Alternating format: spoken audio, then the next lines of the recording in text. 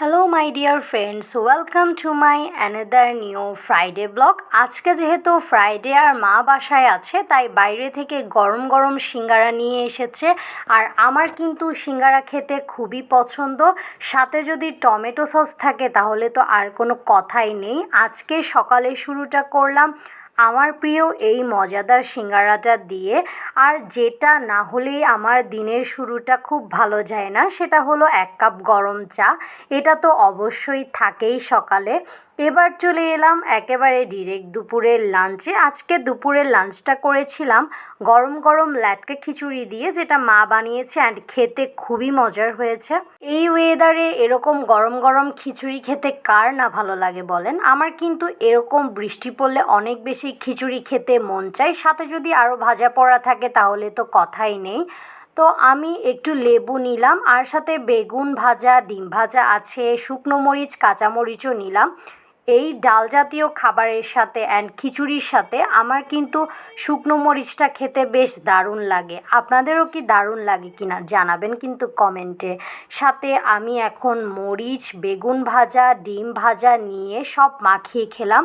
আর ওপর থেকে লেবু দেওয়াতে এটার টেস্টটা আরও বেশি মজার হয়েছে।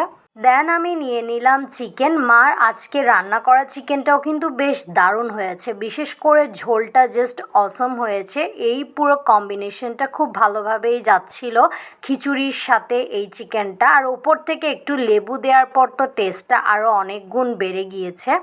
তো আজকে দুপুরের লাঞ্চে আমরা খুব মজা করেই খিচুড়ি দিয়ে খেলাম অ্যান্ড আজকে এত বেশি ভালো লেগেছে খাবারটা যে আমার আজকে লাঞ্চটা একটু বেশিই করা হয়ে গেল।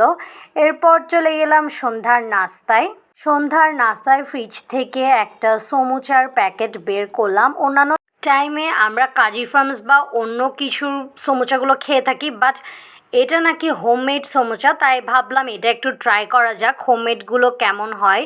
অ্যান্ড ঠিকঠাকই ছিল, বাট হচ্ছে এই সমোচাগুলো প্যাকেটের সাথে লেগেছিল, একটার গায়ে একটা খুব বেশি করে লেগে থাকার কারণে ছিঁড়ে যাচ্ছিল অ্যান্ড ভাজার সময় তাই পেঁয়াজগুলোও বের হয়ে গেছে। বাট একটার সাথে যদিও একটা লেগেছিল, কিন্তু এটার ভেতরের টেস্টটা আমার কাছে ভালোই লেগেছে।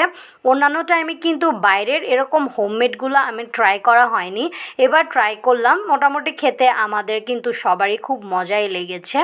দেন খাওয়া দাওয়া করার পরে রাতের দিকে নিয়ে নিলাম এই টক দইটা। এই টক দই কিন্তু কোনো একটা কাজে হয়তো আনা হয়েছিল, বাট এত টক দই তো খাওয়া পসিবল না, তাই আমি এখানে চিনি মিক্স করে এগুলো খেয়েছি।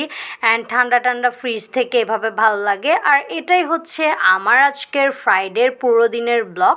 কেমন লাগলো জানাবেন কমেন্টে অ্যান্ড নতুন নতুন ভিডিও পেতে আমার সাথেই থাকবেন সব সময়। আর আপনাদের দিনটা কেমন গেল জানাবেন। বাই।